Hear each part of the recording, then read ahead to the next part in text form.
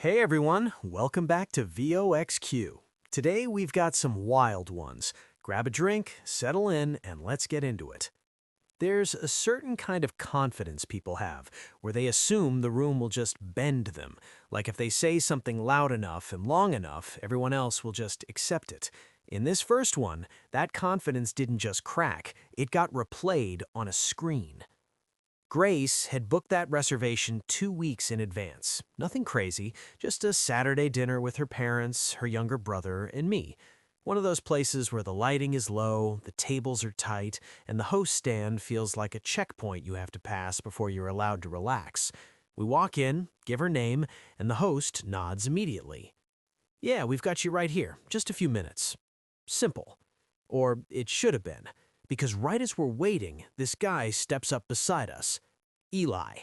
Didn't know him, didn't look like he knew us either, but the way he walked up, like he already owned the space, you could tell he wasn't there to ask anything. He leaned on the counter and said, loud enough for everyone to hear, "Hey, I've got a reservation under Eli. Party is 6. The host frowned slightly. "I'm sorry, I don't see that here." That should have been the end, but it wasn't even close. Eli turned, glanced at us, at Grace specifically, and then said, "Yeah, that's ours. She probably gave the wrong name." You could feel the shift in the room. Grace blinked. "No, that's my reservation." He didn't hesitate. "Right, and I'm telling you it's ours." That pause after that, it was uncomfortable, the kind where people nearby start pretending not to listen, but absolutely are. And this is where it gets worse. He starts doubling down. "Look, we've been waiting longer. We're taking that table." Grace's dad stepped forward just slightly, not aggressive, but enough. "That reservation is under her name. We've been here."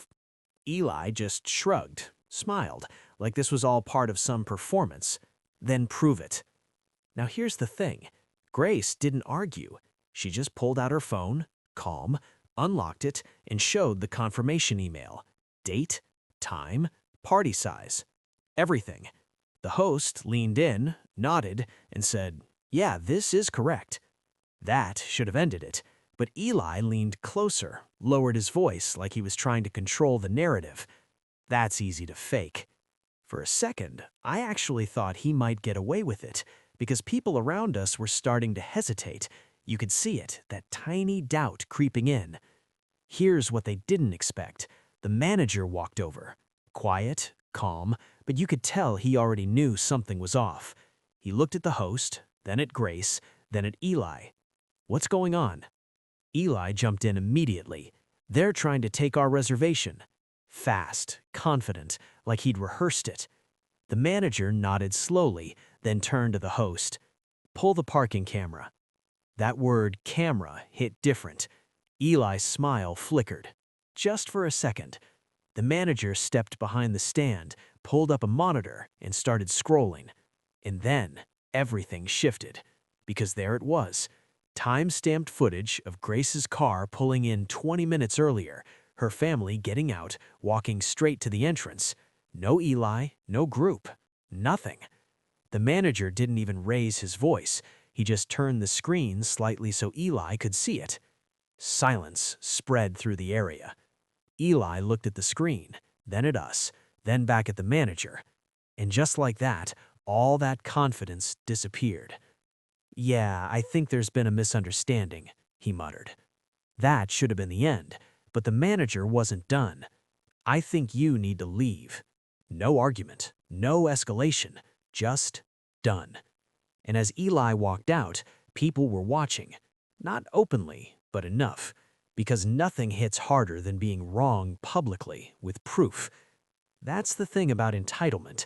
It works until it doesn't, until there's a receipt, a timestamp, something real. And once that shows up, there's nowhere to go. But if you thought that was bad, the next one gets personal. Because when money gets involved, people don't just lie, they rewrite the entire story. Lena and Jordan had been close for years, the kind of close where you don't think twice about helping each other out. So when Lena asked Jordan for a loan, it didn't feel like a big deal. It was framed casually. "Just temporary, I'll pay you back in a couple weeks." Simple, trust-based, No contracts, no paperwork, just belief. Weeks passed, then months, and every time Jordan brought it up, Lena had a new angle. "Oh, I thought that was a gift. I've already paid you back, remember? You're being weird about this." Small rewrites, subtle shifts. At first, it was confusing, then frustrating, then something else entirely, because this wasn't forgetfulness, this was intentional. It all came to a head during a family vacation. Everyone was there. Shared house, shared meals, that kind of environment where everything feels amplified. And Lena chose that moment, in front of everyone. "I don't know why Jordan keeps saying I owe money. It's honestly embarrassing." That word embarrassing landed hard, because now it wasn't just about money, it was about reputation. Here's what they didn't expect. Jordan didn't react emotionally, didn't argue. She just stood up, walked over to her bag, and pulled out her laptop. The room went quiet. She opened it, clicked a few things, then turned the screen. And what about this? Bank transfers. Clear, labeled, dated. Multiple payments from Jordan to Lena. The total amount was undeniable. You could feel the energy drop. Lena froze. Then everything shifted, because now the room wasn't looking at Jordan, they were looking at Lena, waiting for anything. Lena tried to recover. That doesn't prove anything. But her voice had changed, and Jordan didn't raise hers. Then what does it prove? Silence. Long, heavy, unavoidable. That should have been the end, but Jordan kept going. "Because I can also pull the messages." That was the moment.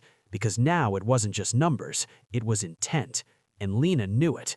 Her shoulders dropped slightly, eyes shifted, that confident tone disappeared. "I'll pay you back," she said quietly. And just like that, the entire narrative collapsed. Because when someone builds a story on confidence alone, it only takes one piece of real evidence to tear it apart, and money always leaves a trail.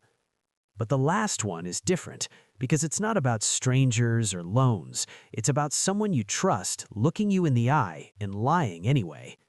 Blake had been with Greg for almost a year. Not perfect, but steady. At least that's what everyone thought, until the messages started. Anonymous account, same timing, same language, too similar to ignore. Blake brought it up once. Greg laughed it off. "You're overthinking." That should have been the end. But it wasn't, because the account kept showing up, liking posts, watching stories, sending subtle messages, and every time Blake asked, Greg had an answer. Always calm, always confident. "It's not me."